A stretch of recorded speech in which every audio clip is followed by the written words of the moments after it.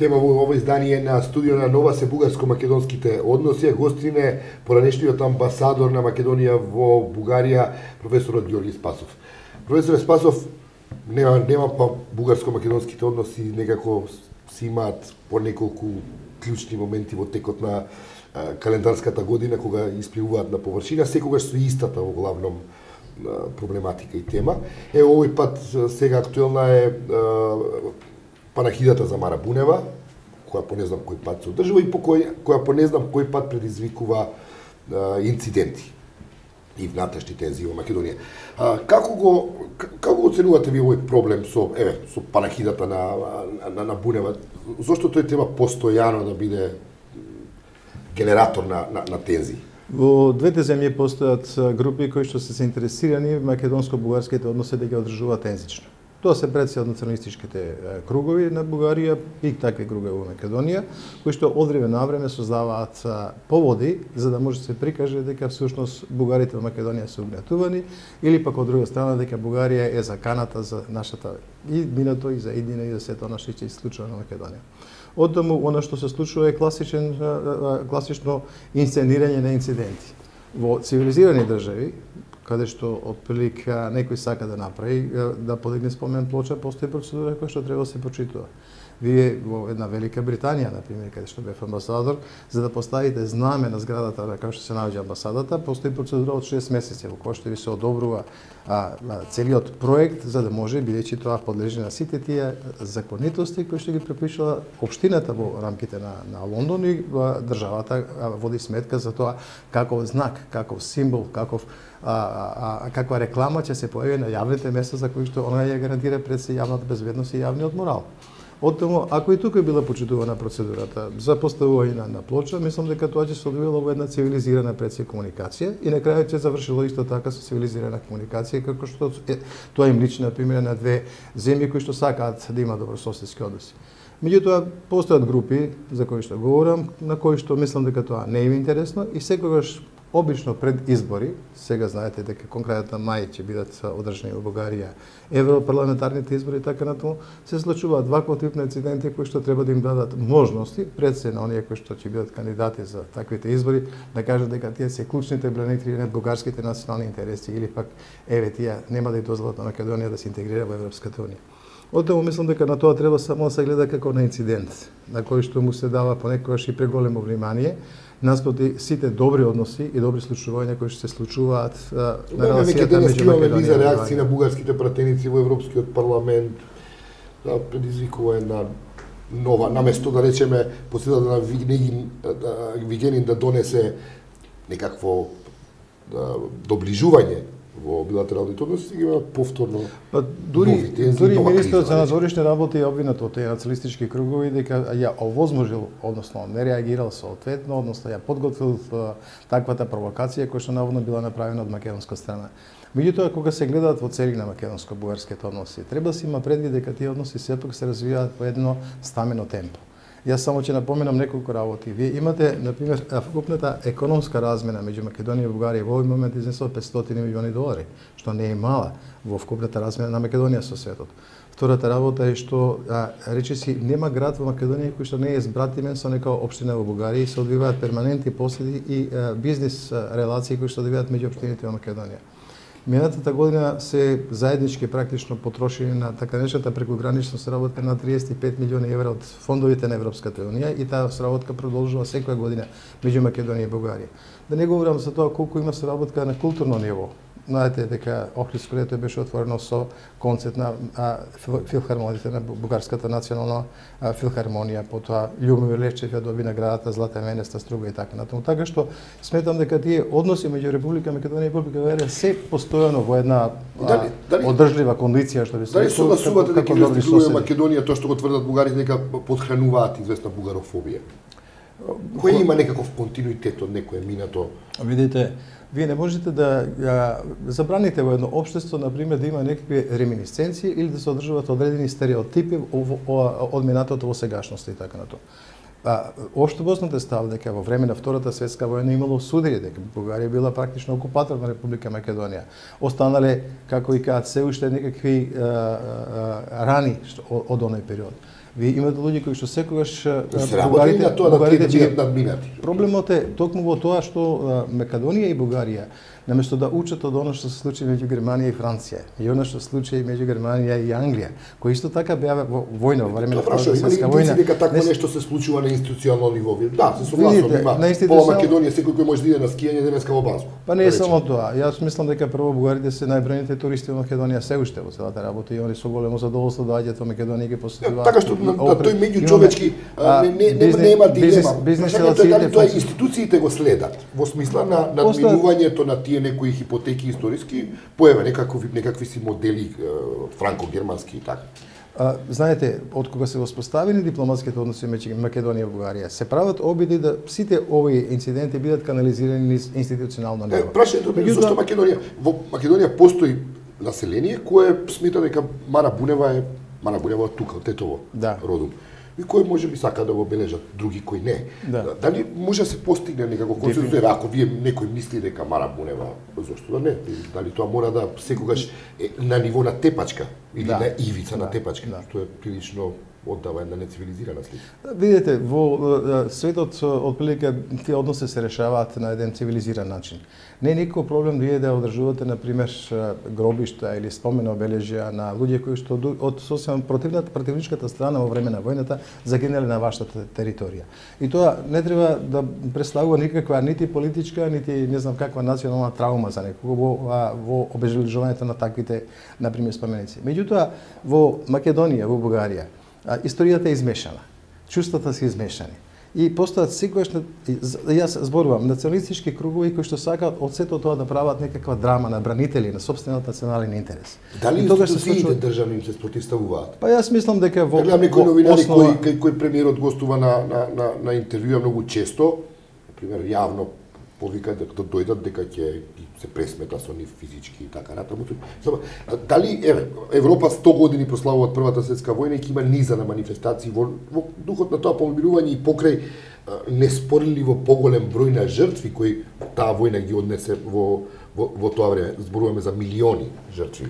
Тогаш па некако се случуваат работите на начин кои во основа јас мислам дека во основа јас мислам дека на институционално ниво меѓу Македонија и Бугарија постои добра соработка и дека клучните личности во надворешната политика всушност не ја туркаат така наречената националистичка агенда.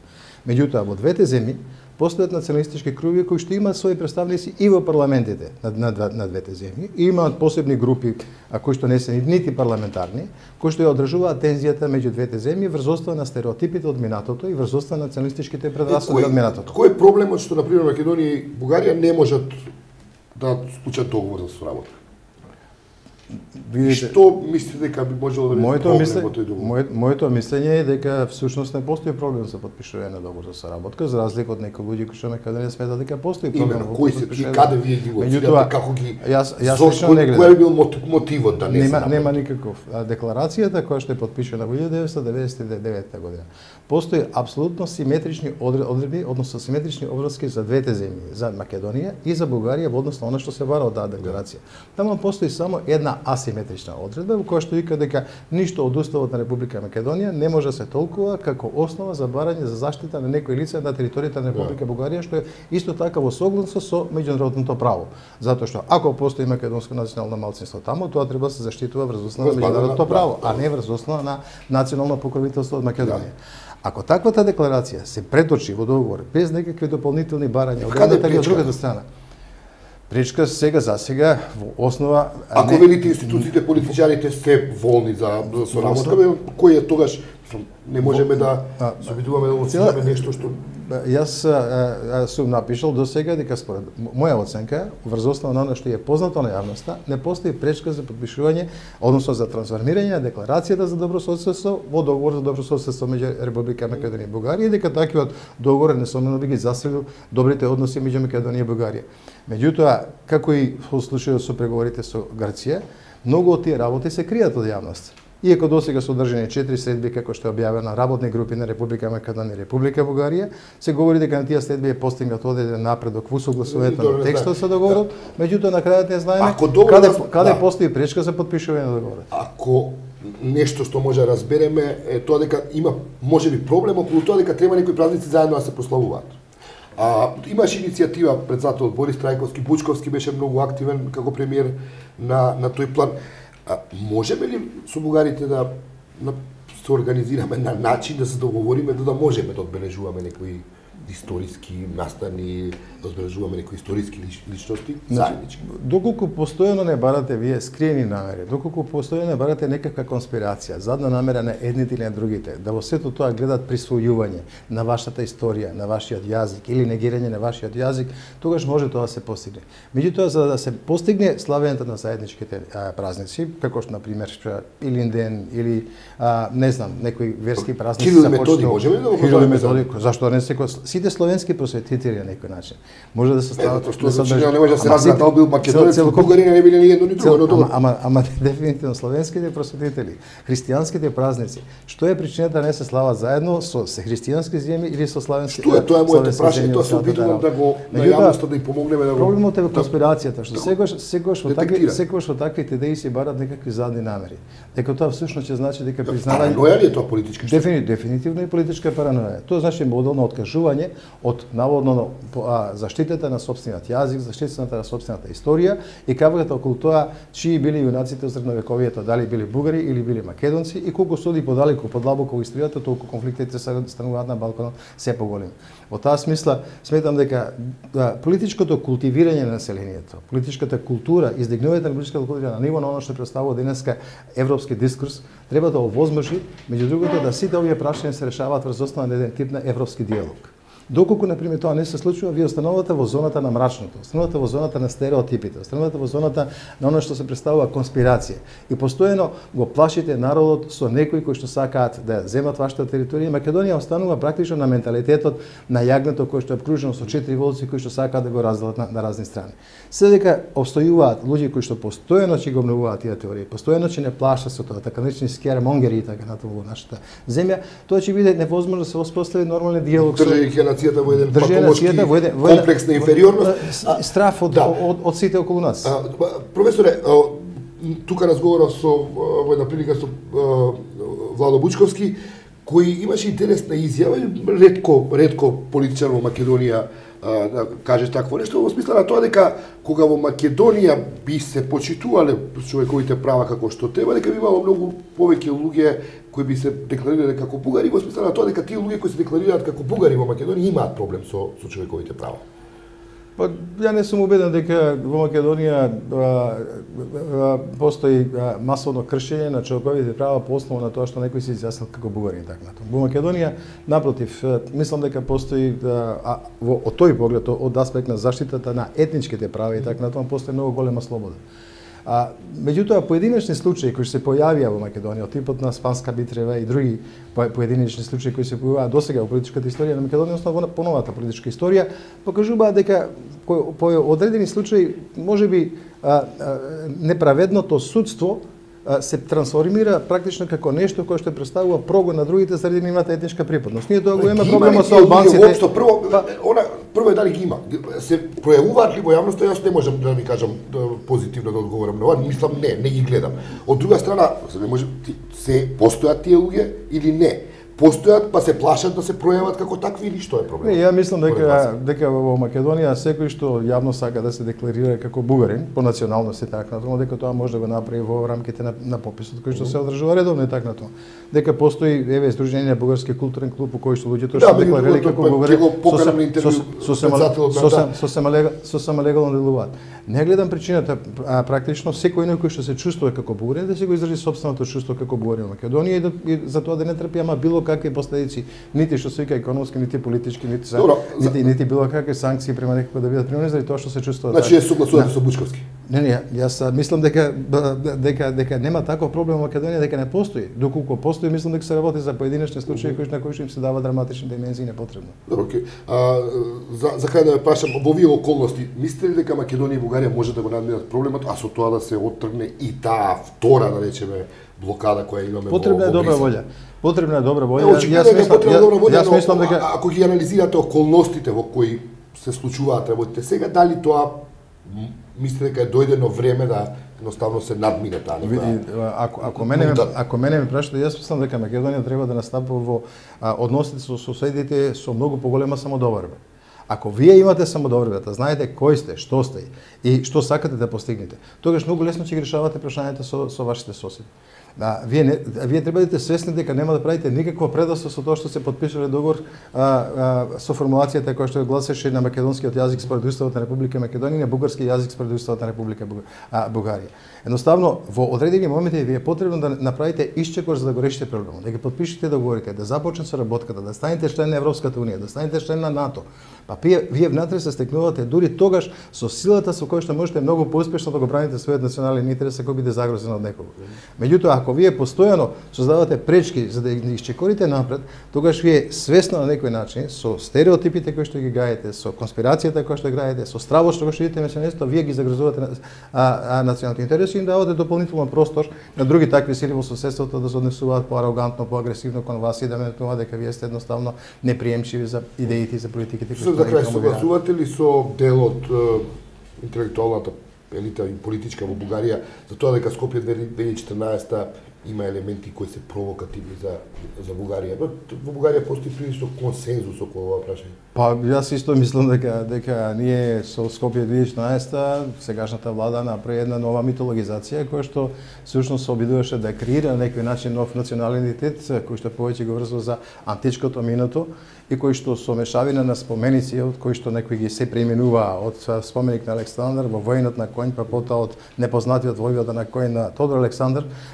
создадува една тотална политичка конфузија во Македонија за која што апсолутно се оправува. Тие бугарски интелектуални кругови што кажат дека всушност ова што го прави сега македонската влада со Скопје 2014 не е практично говори за една несигурност, говори за една нестабилност во рамките на националната свест кај македонскиот народ и тоа дури дополнително наместо создава некаква нова методологија која што ќе го зацврсти националниот идентитет на македонците, дополнително ја гради таа национална конфузија која што може да доведе до загрозување на националниот идентитет и пресе националното единство во Република Македонија. Од тоа мислам дека тие интелектуални кругови што тоа го тврдат врска со спомениците за Скопје 2014 се апсолутно во право и дека Македонија треба да размисли каде тоа води на политички план.